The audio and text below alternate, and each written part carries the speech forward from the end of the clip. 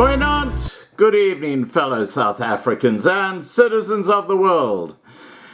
And I just put out a video a few minutes ago about the sad state of Prasa and, of course, the absolutely terrible state of South African Airways.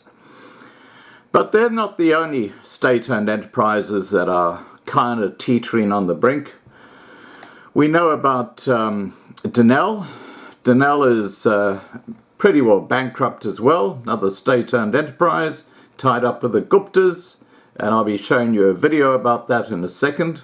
It's attached to this intro. But before we get to that, let's look at Eskom's latest ruse. And it's quite extraordinary. Remember the Eskom state-owned utility is belonging to the public. It's the people's electricity station. And yet the people who work there are refusing to be accountable. Remember, just a month ago, they fired the guys who were investigating corruption within Eskom because they said they couldn't afford it.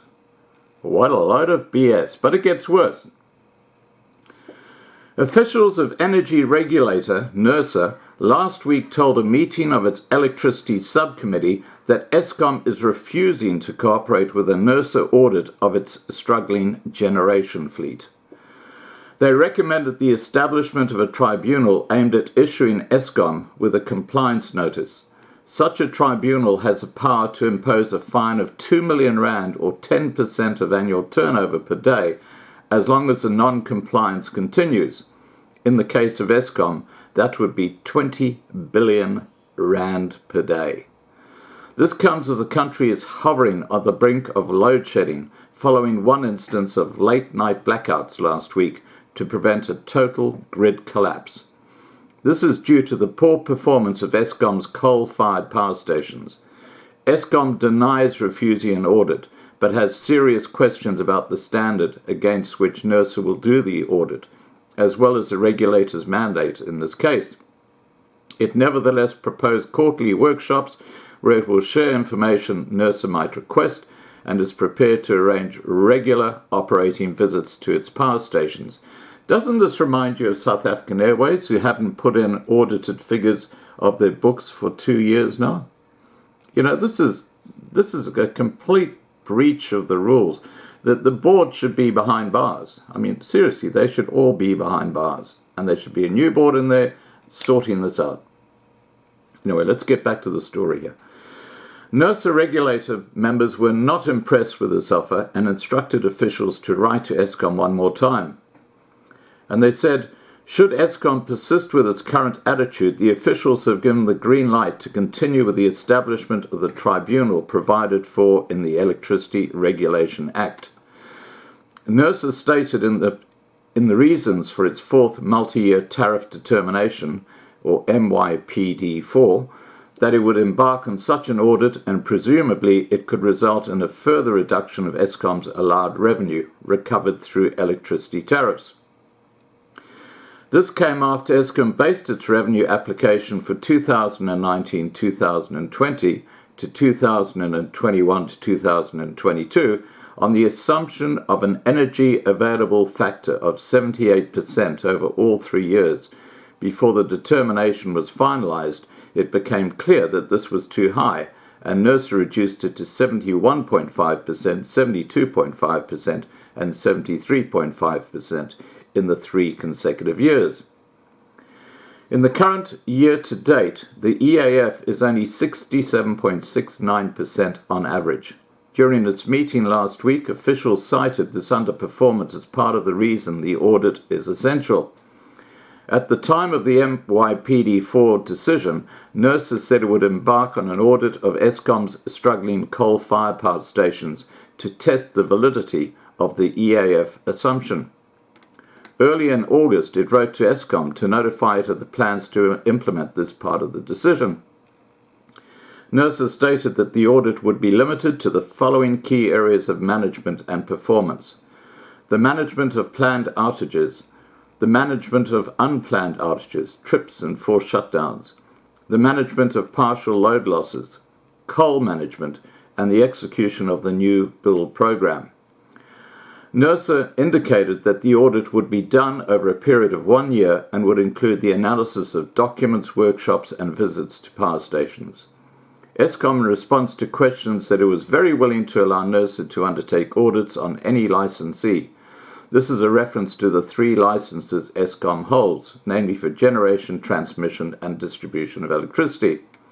Eskom said such audits are required in terms of legislation, and for generation it's done to check compliance with its generating license conditions, various grid code requirements and regulatory rules. Eskom states, audits need to be undertaken in accordance with a particular scope, as is normal for any auditor. It then accuses NERSA of moving outside of this prescribed framework. Eskom argued, Eskom has requested NERSA to provide this information. However, NERSA then changed its mind and decided that it wished to audit Eskom on progress in accordance with the assumptions in this MYPD4 decision. The correct mechanism to test assumptions underlying the revenue determination is the Regulatory Clearing Account, RCA, Eskom says.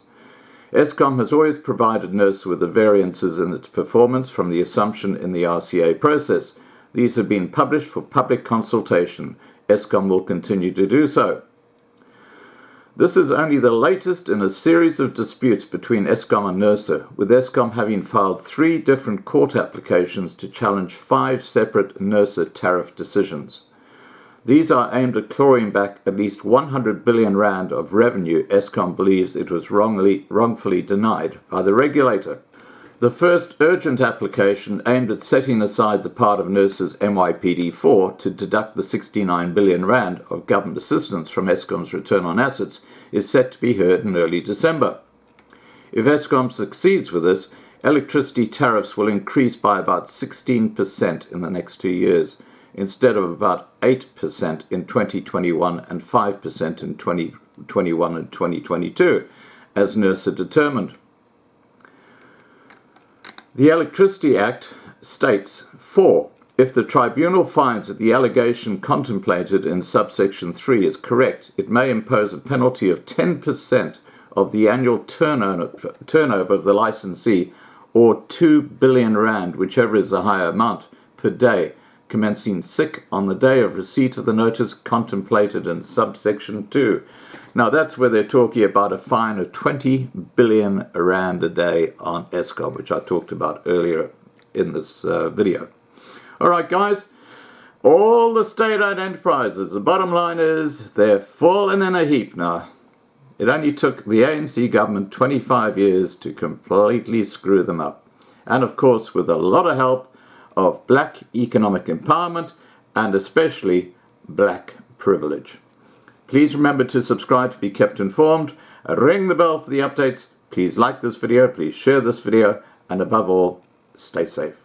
Bye. Denel is pushing ahead with its turnaround strategy to combat fraud, corruption and wastage. Parliament recently heard that Denel Asia's liquidation was approved. Denel Asia was a joint venture between Denel and Gupta-linked VR Laser. Some of those matters where there is a case, we are developing criminal charges for that case so that we can attempt to recover some of those monies. The company has reported an operating loss of 1.9 billion rand for the past financial year. Denel makes ammunition, missiles and armoured vehicles for South Africa and other customers in Africa, the Gulf and Europe. It received a 1.8 billion rand bailout from the government at the end of August after battling to pay salaries and suppliers. What the hell does this mean? Experts say the arms manufacturer can turn the tide by streamlining supply chains, reducing staff costs and exiting other businesses. What has happened in the motor industry at large in South Africa, and of course the cotton industry more recently, can be replicated in the defence industry in South Africa, because we do have a comparative advantage. We have international best practice. Denel says it expects about 30 billion rand in deals over the next 2 years, as well as the largest export contract in its history. John Bailey, Pretoria.